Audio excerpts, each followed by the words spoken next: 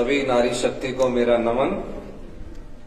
प्रदेश सरकार राज्य में नारी शक्ति के उत्थान एवं कल्याण को विशेष प्राथमिकता प्रदान कर रही है। इसके तहत अनेक कल्याणकारी योजनाएं चलाई जा रही है। हमने पहला देश में एक ऐसा कानून बनाया जिसमें हमने अपनी बेटियों की उम्र शादी की 18 से बढ़ाकर 21 साल की है। अभी इसमें प्रेसिडेंट की असेंटमेंट होना जरूरी है। पूरे प्रदेश में मुझे घूमने का मौका मिलता है और मेरा राजनीतिक जीवन छात्र जीवन से शुरू हुआ। तो जब बेटियां गाने पर मस्ती का आनंद उठा रही थी तो मैं देख रहा था उनकी सबकी तस्वीरें, क्योंकि सामने आ रही थी। और मुझे खुशी इस बात की है कि आज जो हमारी बेटियों में, महिलाओं में जो आत्मसम्मान और विश्वास बढ़ा है, वो एक समाज की नई सोच को इंगित करता है। जब से हमारी सरकार बनी, तकरीबन 2 साल 2 दिन बाद पूर्ण होने जा रहे हैं, हमने हमेशा कहा कि हमें एक ऐसी व्यवस्था से गुजर रहे हैं जो 40 साल से एक रूटीन व्यवस्था बनती जा रही थी। मुख्यमंत्री की शपथ लेने के बाद हमने कहा कि हम सत्ता में सत्ता सुख के लिए नहीं आए हैं, व्यवस्था परिवर्तन के लिए आए हैं। उस व्यवस्था परिवर्तन का पहला उदाहरण मैं आपको बताना चाहता हूं। जब मैं ऐतिहासिक रिज मैदान से मुख्यमंत्री की शपथ ली, उस समय कहा कि सचिवालय में चलिए, परंपरा है, अधिकारियों की बैठक लेनी है। मैंने उस परंपरा को तोड़ा और कहा मैं उन बालिका आश्रम में गया जहां बेटियां अपनी माता को खो चुकी है, अपने पिता को खो चुकी है। उनके भावनाओं को समझा। उन्होंने कुछ मांगा नहीं मुझसे, स्वाभिमान था उनका, लेकिन उनकी भावना को समझा। और हमने हिंदुस्तान का पहला ऐसा कानून बनाया जहां जो बच्चे अपनी मां को खो चुके हैं, पिता को खो चुके हैं, उन्हें चिल्ड्रन ऑफ द स्टेट का दर्जा दिया। यानी कि सरकार ही माता है, सरकार ही पिता है। और 27 साल तक उनकी पढ़ाई का पूरा खर्चा हिमाचल प्रदेश की सरकार उठाएगी, क्योंकि 27 साल तक पढ़ाई की उम्र होती है, ज्यादा भी होती है। पीएचडी 27 साल तक हो जाती है। और हर महीने उन्हें 4000 रुपया पॉकेट मनी के रूप में मिलेगा, पीजी के रूप में 3000 रुपया मिलेगा। और साल में एक बार घूमने के लिए एकेडमिक जो टूर होता है, जिस तरह हम अपने परिवार के बच्चों को लेकर जाते हैं, उन्हें बाई एयर घूमने की फैसिलिटीज मिलेगी और 15 दिन 3 स्टार होटल में रहने के लिए सरकार की तरफ से सुविधा प्रदान की जाएगी। और जब शादी होगी, क्योंकि कई महिलाएं ऐसी आई है, मैं ये बात इसलिए बताना चाहता हूं, जब शादी होगी तो शादी के लिए उसे 3 लाख रुपया मिलेगा, और अगर अपना काम शुरू करना है तो 2 लाख रुपया मिलेगा। और +2 के बाद अगर कोचिंग लेनी है तो 70,000 रुपये मिलेगा। ये कानूनी अधिकार बन गया उन बच्चों का। और तकरीबन 6000 बच्चे हमारी इस योजना का लाभ उठा रहे हैं। ये हमारे पहले वर्ष की सामाजिक कार्यों से संबंधित पहली योजना थी। दूसरा वर्ष हमारा शुरू हुआ। हमने दूसरे बजट में कोई भी योजना बजट के अनुसार लाई जाए तो वो योजना धरातल पर उतरती है। दूसरे बजट में हमने कहा जितनी विधवा महिलाएं हैं हिमाचल प्रदेश में, किसी के पति की अचानक मृत्यु होगी, बेटी डॉक्टर बन रही है, डॉक्टर की फीस 1.5 लाख है, हॉस्टल की फीस 75,000 है, कोई इंजीनियरिंग कर रही है, कोई बायोटेक में कर रही है, कोई पॉलिटेक्निकल कर रही है, कोई बीएड कर रही है, कोई बीएससी नर्सिंग कर रही है। उस विधवा के पास कोई सहारा नहीं रहे कमाने का, तो हमने इंदिरा गांधी मुख्यमंत्री सुख शिक्षा योजना शुरू की, जिसमें उन बच्चों का, बेटा और बेटियों की सारी पढ़ाई का खर्चा जब 27 साल की उम्र तक हिमाचल प्रदेश की सरकार चलाएगी। अगर कोई बच्ची बाहर पढ़ रही है, उसका पूरा हॉस्टल का खर्चा हमारी हिमाचल प्रदेश की सरकार देगी। अगर कहीं हॉस्टल नहीं है तो 3000 रुपया महीने का हॉस्टल का हिमाचल प्रदेश की सरकार चलाएगी। एकल नारी है, किसी को त्याग दिया है, उनके भी सभी बच्चों का खर्चा हिमाचल प्रदेश की सरकार चलाएगी। हिमाचल दस्तक ने जो नारी टू नारायण कार्यक्रम शुरू किया है, एक अच्छा कार्यक्रम है। मैं पिछली बार भी आया था। ये उन महिलाओं के सम्मान का कार्यक्रम है जो महिलाएं चुनौतियों का सामना करती है, हर चुनौती को लड़ाई न समझकर युद्ध की तरह लड़ती है और जीवन में अपने आप को संतुष्ट मानकर आगे बढ़ती है। ऐसी नारी टू नारायण का कार्यक्रम को मैं सलाम करता हूं। इसके अलावा हमने जो बच्चे पढ़ना चाहते हैं, गरीब है, माता पिता के पास पढ़ने के लिए पैसे नहीं है,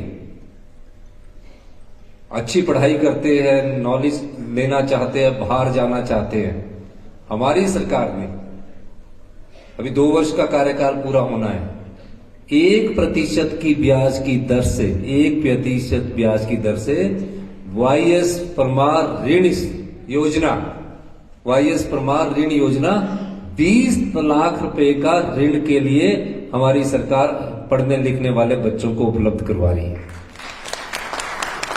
और इसकी पहली किस्त डिप्टी कमिश्नर के माध्यम से उपलब्ध करवाई जाएगी, क्योंकि जब कॉलेज में एडमिशन होता है, मेडिकल कॉलेज में एडमिशन होता है, तो 24 घंटे के अंदर फीस जमा करवानी पड़ती है। कहां वो बैंक के लोन के लिए जाएंगे? तो पहले वो सीधे डीसी के पास एप्लीकेशन देंगे और अपनी फीस की स्लिप लाएंगे। अगर वहां 60,000 रुपये भी फीस है, डीसी उनकी 60,000 रुपये की फीस कॉलेज के आरटीजीएस करवा देगा उस अकाउंट में। उसके बाद उसको लोन की सुविधा मिलेगी और 1% ब्याज के साथ मिलेगी उसकी शिक्षा के लिए। अगर वो बाहर भी जाना पढ़ना चाहती है, अच्छे इंस्टीट्यूशंस में, बाहर भी कई यूनिवर्सिटियां कई प्रकार की होती है, लेकिन अच्छे संस्थान में उसको एडमिशन मिलती है, तो बाहर के लिए भी ये ऋण योजना उसके माध्यम से उपलब्ध करवाई जाएगी। हमने महिलाओं के लिए और आने वाली पीढ़ी के लिए पहला जब बजट रखा था तो हमने ये कहा था कि हम अपनी राज्य को 31 मार्च 2026 तक ग्रीन स्टेट के रूप में विकसित करेंगे। हमारी जो प्राकृतिक सौंदर्य है, हमारी जो जलवायु है, हमारी जो डेमोग्राफी है, आने वाले समय में अगर हम इसको मेंटेन करेंगे तो हमें इससे बहुत ज्यादा आय होने वाली है। हम उस दिशा में भी काम कर रहे हैं। 31 मार्च 2026 एक सोच विकसित करने की तारीख है, लेकिन मेरा मानना है कि हम उसमें जल्दी ही आगे बढ़ेंगे और 60-70% 31 मार्च 2026 तक हिमाचल प्रदेश को ग्रीन स्टेट के रूप में डेवलप करेंगे। इसके अलावा अभी हमने पुलिस की भर्ती कर रहे हैं, 30% वहां हमने अपनी बेटियों के लिए रिजर्वेशन रखी है। रतन मंजरी जी के संघर्ष को मैं जब यूथ कांग्रेस में तब से जानता हूं। ये अपने अधिकार की लड़ाई लड़ रही है। जिसने जन्म लिया हो उसके सब अधिकार होने चाहिए। तो इस अधिकार की लड़ाई में रतन मंजरी जी ने सुप्रीम कोर्ट तक लड़ाई लड़ी है। किन्नौर और ट्राइबल लॉ ऐसे हैं जहां जमीन अपनी भी हो तो भी इनको जमीन का अधिकार नहीं मिलता। शादी के बाद भी जमीन के अधिकार से वंचित रख दिया जाता है। विधवा हो जाए तो जमीन नाम पर नहीं होगी, पति के नाम पर। विधवा होगी तो जमीन अगर इनके हस्बैंड के नाम पर है, इनके नाम पर नहीं होगी। यही है ना। वाइफ को अधिकार जाता ही नहीं है। ये किन्नौर और उसमें मैं आपको बताना चाहूंगा, इस बार की ट्राइबल एडवाइजरी कमेटी की मीटिंग में हुई, मैंने कहा जो जन्म लेगा उसको सबसे अधिकार मिलने चाहिए।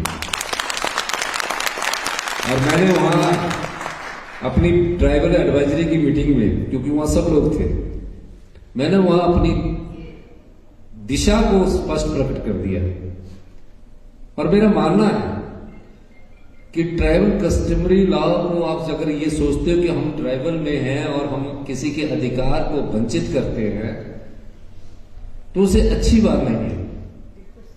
जिस पत्नी ने अपने पति के साथ पूरा जीवन यापन कर दिया, उस पत्नी को उसके पति की जमीन के अधिकार से वंचित रखा जाए, यह अन्याय होगा।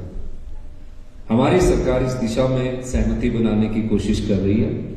मेरा अपना मानना है कि मैं उस सहमति को बनाने में सफलता प्राप्त करूंगा और कानून में भी बदलाव लाना पड़े तो जो हमारे किन्नौर, लाहौल स्पीति की जो बहनें हैं, सहमति बनाने के बाद, मैं जानता हूं वहां बहुत दबाव रहता है, मेरे पर भी राजनीतिक दबाव रहता है, लेकिन मैं आपको ये कहना चाहता हूं कि मैं उसमें सहमति बनाऊंगा और हमारी सरकार इसको कोशिश करेगी कि कानून में भी बदलाव लाना पड़े तो हम उस कानून में बदलाव लाने से भी पीछे नहीं हटेंगे।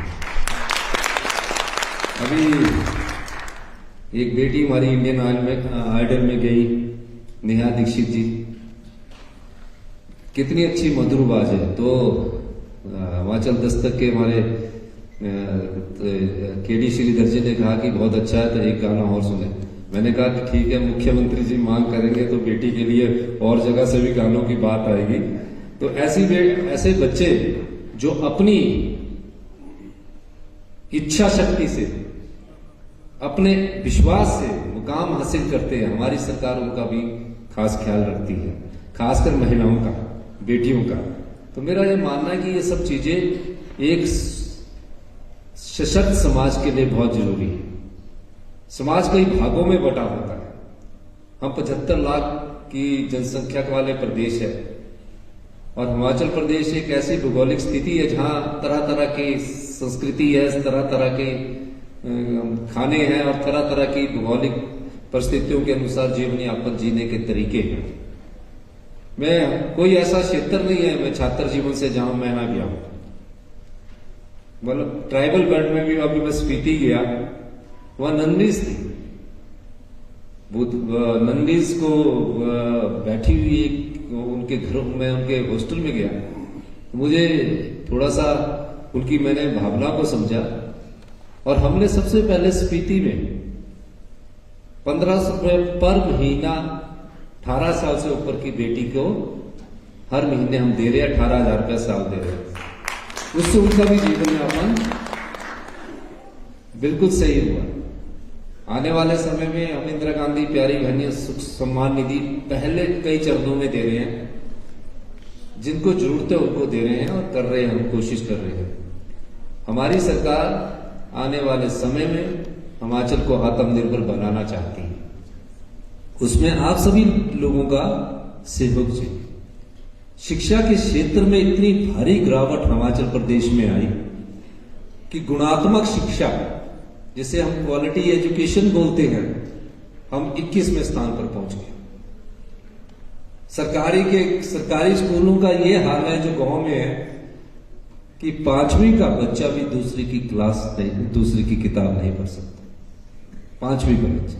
इसलिए हमने कहा कि आने वाले समय में पहली कक्षा से हमने पिछले वर्ष इंग्लिश मीडियम स्टार्ट किया और क्लस्टर्स बना रहे हैं। स्कूल तो हमने खोल दिए, बच्चे भी हैं, लेकिन प्राइमरी एजुकेशन में 1 टीचर है, 2 टीचर। ऐसे स्कूल खोलने का कोई फायदा नहीं है। हम Rajiv Gandhi day boarding school बना रहे हैं।